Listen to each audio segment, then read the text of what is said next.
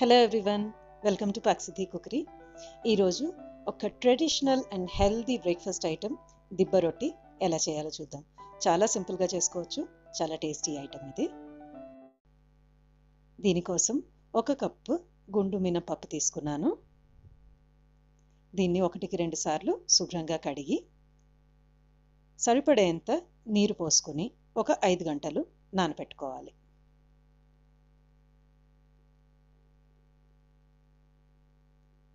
మూత పెట్టుకొని పక్కన పెట్టుకుంటున్నాను. ఒక 5 గంటల తర్వాత చూద్దాము. చూడండి, పప్పు బాగా నానింది. ఇప్పుడు దీన్ని మిక్సీ జార్లోకి ట్రాన్స్ఫర్ చేసుకోవాలి. కొద్దిగానే నీరు పోసుకోవాలి. ఇది పల్చగా ఉండకూడదు, పిండి చిక్కగా ఉండాలి. అందుకని కొద్దిగానే నీరు పోసుకొని చూడండి, ఇలా ఉండాలి పిండి. మిక్సీ పట్టుకున్నాను. తర్వాత పాత్రలోకి ట్రాన్స్ఫర్ చేసుకొని 1 కప్పు మినపప్పు తీసుకున్నాను కదా, దానికి 1 కప్పు బియ్యపు రవ్వ 1కి 1.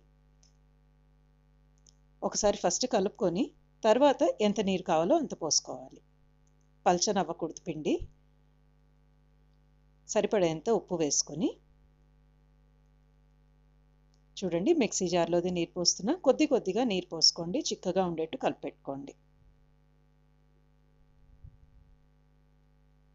ఇలాగుండాలి కన్సిస్టెన్సీ.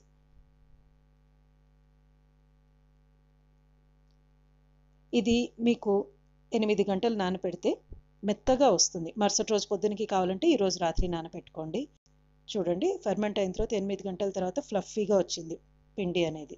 ఇప్పుడు కచ్చాపచ్చగా దంచుకున్న 1 స్పూను మిరియాలు, కచ్చాపచ్చగా దంచుకున్న 1 స్పూను జీలకర్ర 2 పొడి వేసుకుని కొద్దిగా చిక్కగా ఉంటే కొద్దిగా నీళ్లు పోసుకొని బ్యాటర్ కన్సిస్టెన్సీ అడ్జస్ట్ చేసుకుంటున్నాను.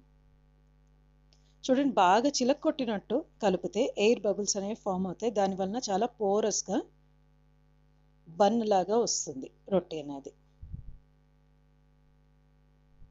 చూడండి, ఇలాగా చిక్కగా ఉండాలి.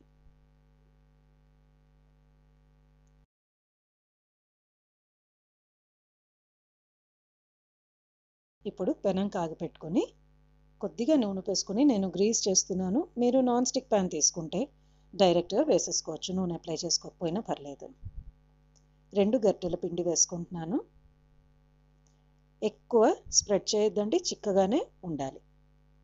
మందంగా పెట్టుకోవాలి. కొద్దిగా నూనె పోసుకొని మూత పెట్టుకుని ఉడికించుకోండి ఒకవైపు. చూడండి, హోల్స్ అంతా పోరస్గా వచ్చింది. ఇప్పుడు 2 నిమిషాల తర్వాత ఫ్లిప్ చేసుకుని రెండో వైపు కూడా 1 నిమిషం కానీ 2 నిమిషాలు కానీ వేయించుకోవాలి. చూడండి, ఇటువైపు కూడా బ్రౌన్ కలర్ వచ్చింది. అయింది, ఇంకా తీసేయచ్చు. మిగతా పిండి అంతా సేమ్ ప్రాసెస్. ఒక ముక్క తుంచి చూపిస్తాను. చూడండి, మెత్తగా ఉంది. ఇది ఏ బ్రేక్ఫాస్ట్ చట్నీతో అయినా తినచ్చు, చట్నీ పొడితో తినచ్చు.